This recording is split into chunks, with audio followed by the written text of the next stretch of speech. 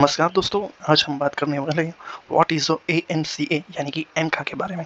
हाल ही में आपने सुना होगा कि नरेंद्र मोदी की सरकार ने सुरक्षा कैबिनेट समिति यानी कि सीसीएस ने 5वीं पीढ़ी के लड़ाकू फाइटर जेट विमान के विकास के लिए 15,000 करोड़ परियोजना को मंजूरी प्रदान की है। तो चलो आइए हम इसके बारे में आज बात करते हैं। मुख्य बिंदु की बात करें तो इस फाइटर जेट का नाम एडवांस मीडियम कॉम्बैट एयरक्राफ्ट यानी कि एएमसीए है। इसका निर्माण जो करने वाला है वो हमारी जो कंपनी है हिंदुस्तान एरोनॉटिक्स लिमिटेड यानी कि एचएएल द्वारा किया जाएगा। एचएएल का एरोनॉटिकल डेवलपमेंट एजेंसी इस कार्यक्रम को क्रियान्वित और विमान को डिजाइन करने के लिए नोडल एजेंसी होगी और ये नोडल एजेंसी एडीए वो डीआरडीओ यानी कि रक्षा अनुसंधान विकास संगठन के अंतर्गत आता है। अब इसके मुख्य विशेषता की बात करते हैं तो कि इस विमान जो बनने वाला है भविष्य में वो स्टेल्थ होगा। स्टेल्थ यानी कि क्या, तो आइए हम समझते हैं। यह भारतीय वायुसेना के अन्य लड़ाकू विमान से बड़ा होगा। इसमें दुश्मन के रडार से बचने के लिए उन्नत स्टेल्थ विशेषताएं होगी। यह वैश्विक स्तर पर उपयोग में आने वाली 5वीं पीढ़ी के अन्य स्टेल्थ लड़ाकू विमान के जैसा या उससे भी बेहतर हो सकता है। ईंधन और हथियार, इस विमान के ईंधन की क्षमता क्या होगी और हथियार क्या होगी, तो कि आइए समझते हैं। विमान में 6.5 टन का क्षमता का आंतरिक ईंधन टैंक होगा। एमका में 14 हार्ड पॉइंट्स होंगे। इसमें 23 मिलीमीटर की GSH-23 कैनन लगी होगी। इसमें S8 रॉकेट पॉड्स, अस्त्र नामक मिसाइल्स 1 2 3, हवा में मार करने वाली NGCCM मिसाइल, ब्रह्मोस जैसी मिसाइलें और रुद्रम जैसी मिसाइलें लगाई जा सकती है। अब हम बात करते हैं इंजन के बारे में। तो 25 टन का जुड़वा इंजन वाला विमान होगा। एम के वन वेरिएंट में 90 किलो न्यूटन वर्ग का यूएस मेड GE414 इंजन लगेगा और उसके दूसरे वर्जन एम के टू वेरिएंट में अधिक शक्तिशाली 110 किलो न्यूटन का इंजन लगेगा। ये जो 110 किलो न्यूटन का इंजन है वो डीआरडीओ के गैस टरबाइन अनुसंधान प्रतिष्ठान द्वारा निर्मित किया जाएगा। उस निर्माण में विदेश की प्रमुख रक्षा कंपनियों का भी सहयोग लिया जाएगा। इसके लिए अभी भारत और रूस और फ्रांस के लिए इसके बीच वार्ता अभी चल रही है। एमका का महत्व, चलो अब हम जानने की कोशिश करते हैं कि एमका क्यों चौथी पीढ़ी के विमानों से काफी अलग है। तो कि एमका में कम इलेक्ट्रोमैग्नेटिक सिग्नेचर होगा, यानी कि वो दुश्मन के रडार को इसका पता ही नहीं चलेगा। इसमें शक्तिशाली सेंसर नए हथियार लगेंगे जिससे यह दुश्मन के विमानों की पहचान करने और उन्हें बाहर निकालने या तबाह करने में सक्षम होगा।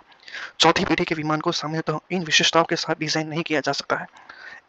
आंतरिक हथियार कक्ष और एक बड़े आंतरिक ईंधन टैंक जैसी गुप्त विशेषताएं एमका जैसे 5वीं पीढ़ी के विमान का हिस्सा है, इसीलिए वो रडार में पकड़ा नहीं जाएगा। बाहरी ईंधन टैंक और बाह्य रूप से जुड़े हथियार किसी भी रडार द्वारा पता लगाना आसान होता है। एमका की सतह पर जिस विशेष सामग्री का उपयोग किया जाएगा वह रडार के संकेत को परावर्तित करने में के बजाय उसे मोड़ देंगी, यानी कि जो रडार का वेव्स है उस पर पड़ेगा तो एमका की जो सिस्टम है उसे दूसरी तरफ मोड़ देगी, यानी कि रडार पर नहीं भेजेगी।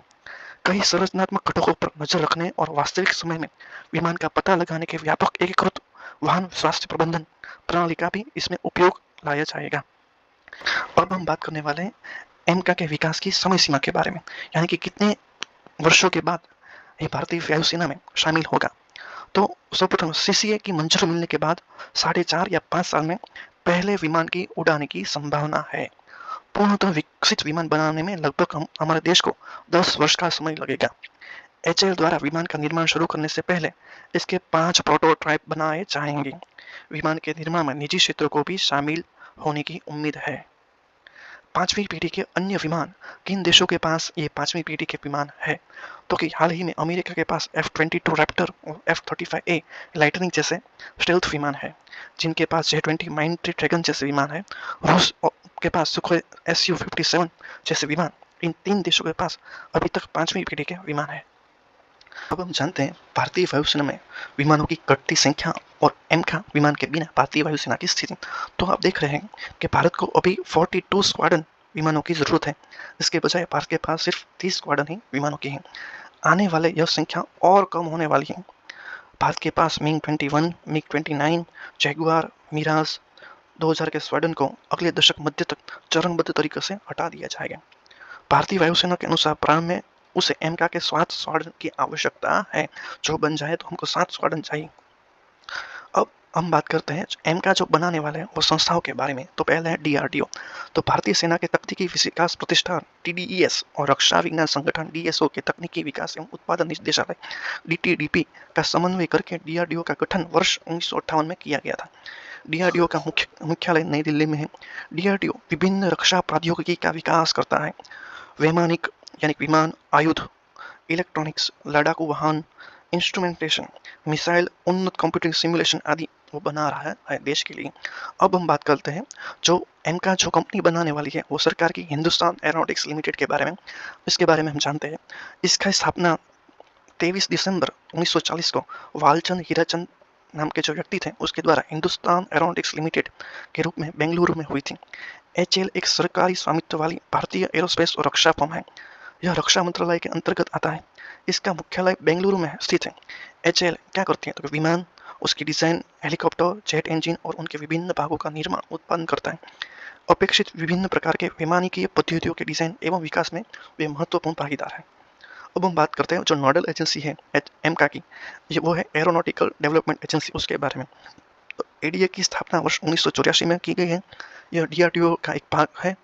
इसका मुख्यालय बेंगलुरु में है। यह हल्के लड़ाकू विमान एलसीए के डिजाइन और विकास के लिए नोडल एजेंसी है, यानी कि तेजस का भी निर्माण इसने ही किया है। आपको जो हमारा वीडियो गमे तो इसको लाइक, सब्सक्राइब और शेयर जरूर करना। थैंक्स।